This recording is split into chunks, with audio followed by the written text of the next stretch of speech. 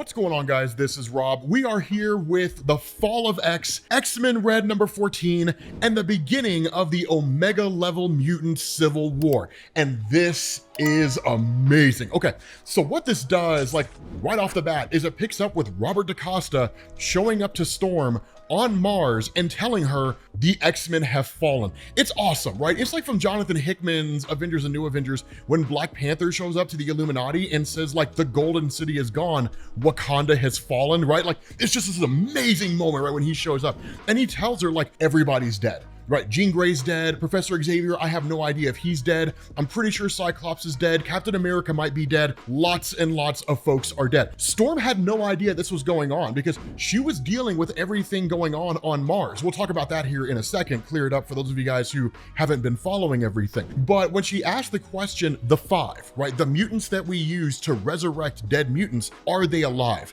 And the response to DaCosta is, I think so, I'm not 100% sure, but the reality that we have to accept here is whatever state they happen to be in, resurrection's off the table. If we die, we have to assume we can't come back. And so it's this crazy moment, right? Because one of the things he talks about himself dealing with is he kind of appears hungover, but it's him kind of dealing with the fallout of when Orchis, right, the anti-mutant organization, basically forced Xavier of the X-Men to use his telepathy to force all the mutants on Earth off the planet, right? Like to force them through the gates, lest they all be destroyed on the spot. If anything, it's kind of an act of mercy to a degree, if you want to look at it that way. But that's when Storm asked the question, who's responsible for this, right? Who did this? And the response of DaCosta is, it's just some other dead people. They're named Orchis. Now, here's the thing about Storm. Under any normal circumstance, Storm's pretty chill. Right, she's pretty relaxed, you know, it's just kind of like, hey Storm, what's going on? Oh, not a whole lot, you know, just relaxing, doing my thing.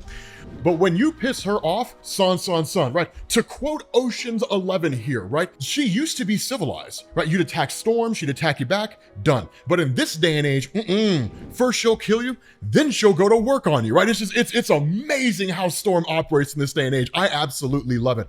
And so when the question's asked by everybody else who's here, what do we do? The response of Storm is, we go to war. Now, before we actually pick up with the war itself, let's take a step back, do a little bit of explanation here for those of you guys who are just catching up with us, right? So something that we've specified in the past, and it's a relatively new development, is that in Marvel Comics, you have the mutants on Earth. We've known about them for the longest time, ever since the X-Men were created. Then you had mutants in another dimension called Arakko. Eventually, the mutants of that dimension left and then took off and resided on Mars, right? Literally, Mars became their home. And they chose Mars because they couldn't coexist with mutants on Earth because all these guys from Arakko knew was war and conflict. And so during this time, Storm became a kind of emissary to a degree from Earth on Arakko, so she could kind of bridge the gap between the two groups. Magneto was there as well, but he ultimately ended up dying.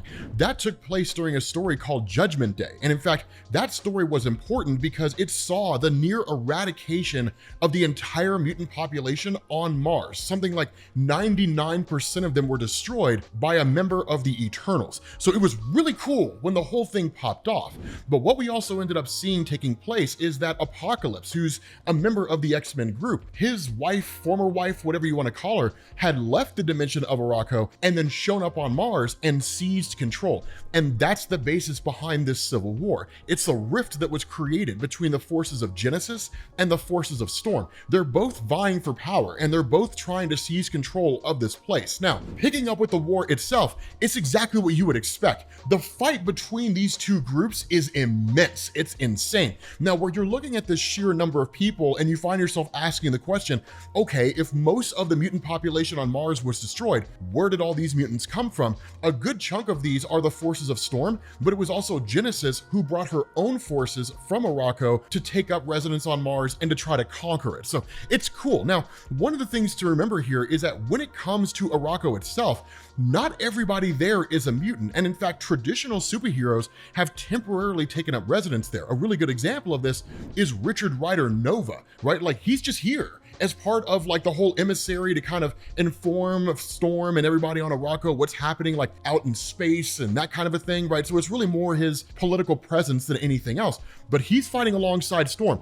And this war is intense because one of the things to remember is that the forces of Arakko, right, the forces of Genesis, all they've known is war their entire life, right? So imagine from like the day you were born up until right now, you've had to just fight to survive. You fight for resources. You fight people who want to kill you because they simply just see you as an enemy, right? Like whatever the case is, it's nothing but survival of the fittest. It's like living in the south side of Chicago, right? So literally Storm and her forces, while they are powerful, don't quite know war in the same way that the forces of Arakko do. But do not let that trick you into believing that they are guaranteed to lose this fight. And in fact, we'll talk about why they're not guaranteed to lose here in a second in the form of Isca. But the thing here is that they're fighting for a cause greater than their own.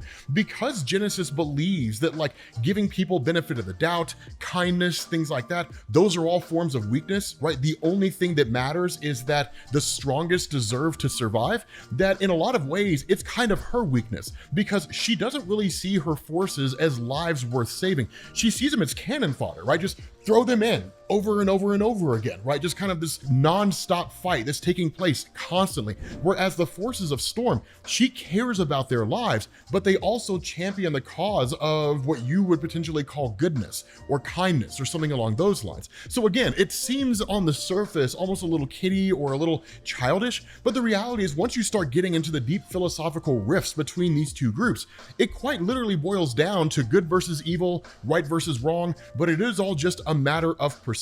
Now, what's so awesome about this is that the forces of Genesis basically have the skies, right? Like what they're doing is they're sending in what are called these Omega rockets, basically these mutants who are Omega level that are like Sam Guthrie from the X-Men, right? Where they can just kind of propel themselves in a forward direction. But you also have these characters operating with kind of like unbreakable skin, right? They're indestructible to a degree, but one of these Omega rockets, as he's flying towards them, gets shot in the head and is quite literally killed by Isca. Now, there's a reason why this girl is just standing out here, right? Because she says, you knew the rules, all of you know the rules, my mountains are mine. She's totally out of the conflict.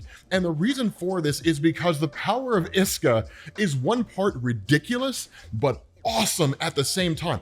The power of Isca is that she cannot lose, right? So like if Isca jumps into this conflict and then she chooses a side, say for example, she sides with Storm, the war's over. It's done. It's over, right? Like it's only a matter of time before her side wins. That's just her power. You can call it bending luck in her favor, whatever it happens to be, because Marvel doesn't really define exactly how her power works. And we could even go so far as to argue the forces of Genesis, once they start to realize that Isca's taken the side of Storm, they would stop. They would give up, right? They wouldn't fight anymore because they would know it would be a moot point. It'd be futile. They're guaranteed to lose. So better to give up and survive than to fight and die. Now, I say that with a practical and with a logical mindset. In reality, they would just keep on fighting because they would much rather die as fighters than survive as people who surrendered, right? That's really their mindset and how they function. But the cool thing about this is that with the forces of Genesis basically having the sky, this leads to the arrival of Storm. Now, you may be asking yourself, where's Storm been? That's actually explained to us in this amazing monologue. And what we're told here is Storm has been waylaid on the way to the battle, but now she had arrived, and there could be no more question of air superiority, for Aurora was the air, and at her command, the sky itself fell to its knees. Aurora could have timed her lightning to crush the armies of Genesis. Instead, she only blocked their way. It was a signal of her power, but also of her mercy. She knew Genesis would scoff, call it weakness, but weakness, mercy, was what the rebels fought for. So it's one of these things where like Storm arrives on the scene and the response of Genesis forces is to retreat. Because the reality here is that even Genesis being as powerful as she is, and even her forces being as powerful as they are, they have enough sense not to mess with Storm. You know what I mean? Like it's just one of those things you just don't do. This is why I love how her character is being handled in this day and age, because it's like a return to Storm in the 1980s. Back during the days when like Chris Claremont was publishing her stories. It's just her as an absolute demon of the second age, you know what I mean? And so what happens is that in response to the forces of Genesis retreating, everybody here knows the war's not over, right? This is like a battle, right? It's just a momentary victory, but her forces will retreat. They will remarshal. She'll build another battle plan and they'll be back on the offense again. And this time they'll have some kind of plan to basically counter Storm. And so once Storm and her forces retreat back to her headquarters, this is where things get cool. Because what happens is in this conversation, they kind of speculate where it is that Apocalypse is at. Now remember, Apocalypse is back in Arakko. He's in a whole different dimension, but he's forming his own battle plans. He has his own strategy on what it is that he's trying to do. And they even go far as to say that he's not the type to be kept in reserve. And that's an accurate statement because Apocalypse is immensely powerful. So if he shows up here in this battle and he sides with Storm, you're suddenly going to see the arrival of this mutant that can grant himself any superhuman power outside of reality warping. He can grow to 2,000 feet tall and the battle would be over like that. In the blink of an eye, the whole thing would be done. He would eradicate the forces of Genesis without breaking a sweat. And so where they kind of muse on this for a second, Storm even thinks like he may have been the first to fall, which is a ridiculous concept, but the response is either way, the mage, right, referring to Apocalypse, is not the true threat. We haven't seen his children yet either, or the 100. Now, the 100 are amazing, right? Like the 100 swords, they're awesome. The reason why is because their leader has the ability to heal people. So literally him and his 100 could seemingly never die. Now, what we know in the events leading up to this is that they're actually dead. And for the most part, no one really seems to know that that's the case. Hence the statement, we haven't seen him or his 100. But if the 100 showed up in this battle, yeah, they would annihilate the forces of Genesis as well, right? Because they're just that overpowered in their own individual right. And they're led by a guy who can heal them and heal himself, right? So literally they're soldiers that just cannot be killed. They can even be brought back from the dead, right? If that would blow your mind. It's just one of the crazy things about them. But the children of Apocalypse, the horsemen, they're on a whole different level of just death and destruction. If they enter this battle on the side of Genesis and there's no one like Apocalypse or the 100 to stand in their way, it's game over and Genesis takes the war, right? So again, it could go either way depending on any one of these guys. And that's why they say when they arrive, any one of these, Apocalypse, the 100, the children, right, the horsemen, when they arrive, that's when the war starts. That's when we really start fighting for our lives. That's when it all picks up. And so again, it does to a degree fill the forces of Storm and even herself with a bit of trepidation, but it's not enough to give up and quit. And so what Storm says is she says, up until now, Genesis has avoided attacks by sea. Her hold on Sobenar might be weaker than we think, but with her ground attacks consistently beaten back, it's her only option. When she's ready, she'll send everything she has. And that's when you get this comment that comes out of nowhere where this guy says, then so be it. If they try to take us here, we'll hold them fast and finish what they began. Iraqi have history with siege warfare, and our history's in our blood. The person who's talking is Fisher King. Why does this matter? Because when this guy was first presented to us, he had no powers, but there's no conceivable way that a guy with no powers survived in a dimension filled with some of the most powerful mutants in existence, all of whom were fighting for their very survival. What this guy's powers are, I'm not entirely sure, but I can guarantee you this dude is OP.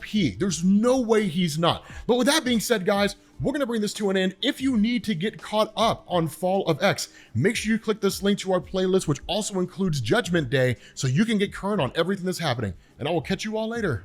Peace.